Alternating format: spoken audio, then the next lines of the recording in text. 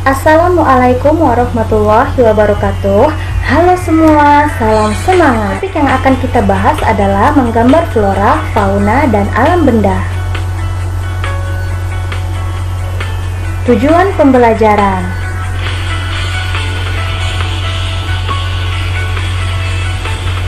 Selama dan setelah mengikuti proses pembelajaran ini, peserta didik diharapkan dapat 1. Menjelaskan pengertian menggambar, 2. Mengidentifikasi objek menggambar, 3. Menjelaskan teknik menggambar, 4. Menyebutkan alat dan bahan menggambar, 5. Bersikap disiplin, percaya diri, dan tanggung jawab. Baiklah, kita akan masuk kepada pengertian menggambar. Gambar merupakan bahasa yang universal dan dikenal jauh sebelum manusia mengenal tulisan. Ananda semua tahu tidak? Gambar sudah dikenal pada masyarakat sejak zaman purba loh. Pasti pada mikir, kok bisa? Untuk apa? Nah, jawabannya, pada saat itu gambar sering dihubungkan dengan aktivitas manusia dan roh leluhur yang dianggap memberi keberkahan dan perlindungan. Menggambar tidak hanya melibatkan aktivitas fisik semata, tetapi juga mental. Aktivitas fisik berhubungan dengan keterampilan menggunakan peralatan menggambar, sedangkan mental berhubungan dengan rasa, karsa, dan daya cipta untuk memenuhi kebutuhan hidupnya. Dari penjelasan di atas, dapat disimpulkan bahwa secara umum pengertian menggambar adalah menorehkan pensil ataupun pewarna di atas media kertas. Sedangkan pengertian secara khusus, menggambar adalah kegiatan membentuk imaji dengan menggunakan banyak pilihan teknik dan alat dengan mengolah goresan-goresan di atas permukaan media. Selanjutnya yang akan kita bahas adalah objek gambar.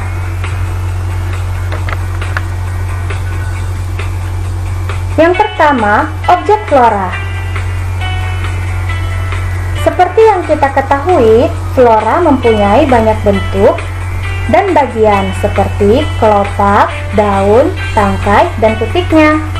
Yang kedua, objek fauna. Nah, untuk objek fauna, kamu bisa menggambarnya dimulai dari kepalanya, badannya, kakinya, atau mata dan kupingnya. Yang terakhir adalah objek alam benda. Menggambar alam benda disebut juga menggambar bentuk. Alam benda terdiri atas benda buatan manusia dan benda yang terbentuk dari alam. Contoh benda buatan manusia seperti teko, piring, gelas, dan mangkuk, dan dari alam seperti batu dan kayu. Yang tidak kalah penting dalam menggambar adalah komposisi. Komposisi adalah usaha untuk mengatur atau menyusun suatu objek gambar sehingga menjadi satu kesatuan yang harmonis, serasi, selaras, dan seimbang dalam suatu karya seni rupa. Komposisi dalam menggambar dapat dibedakan ke dalam dua jenis, yaitu komposisi simetris dan komposisi asimetris.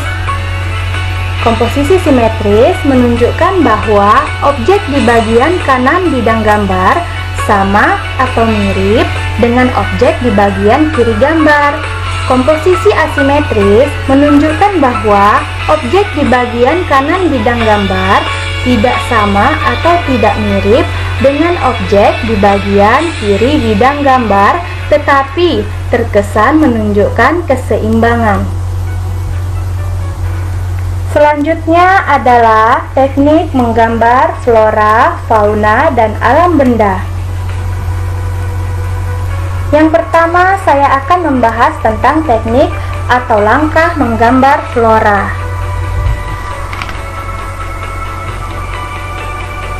Yang pertama, gambarlah objek secara garis besar. Lalu yang kedua, gambar kelopak dengan cermat sesuai dengan arah melingkar bunga.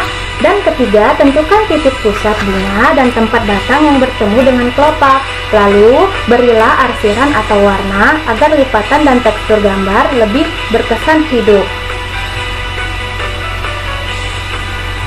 Selanjutnya, teknik menggambar fauna. Yang pertama, buatlah gambar bentuk oval untuk badan. Lalu, tambahkan bentuk kerucut untuk leher, kepala, dan ekor.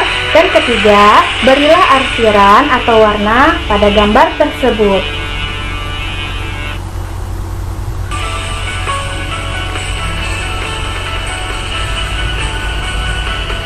Dan yang terakhir, teknik menggambar alam benda. Pada kesempatan kali ini, saya akan mencontohkan langkah-langkah menggambar piring dan cangkir. Yang pertama, gambarlah bentuk silinder dan oval. Buatlah setiap gambar menjadi bagian bentuk cangkir dan piring. Dan yang ketiga, sempurnakan gambar dengan menggunakan arsiran atau warna.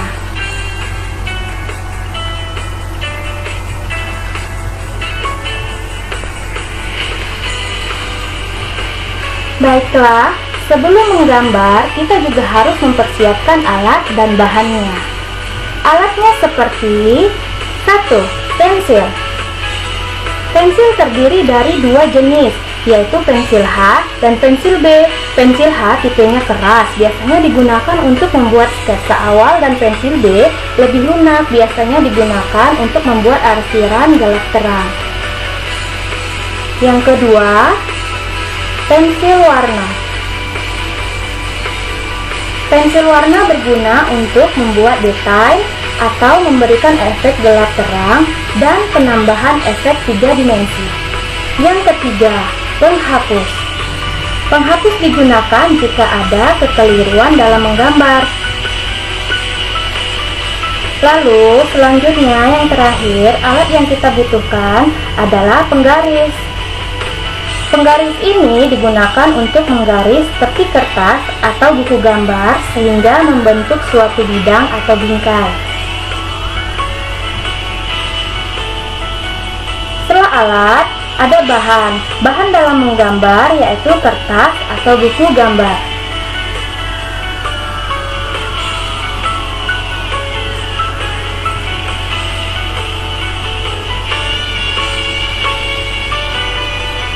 Baiklah, sekian pembelajaran kita pada kesempatan kali ini.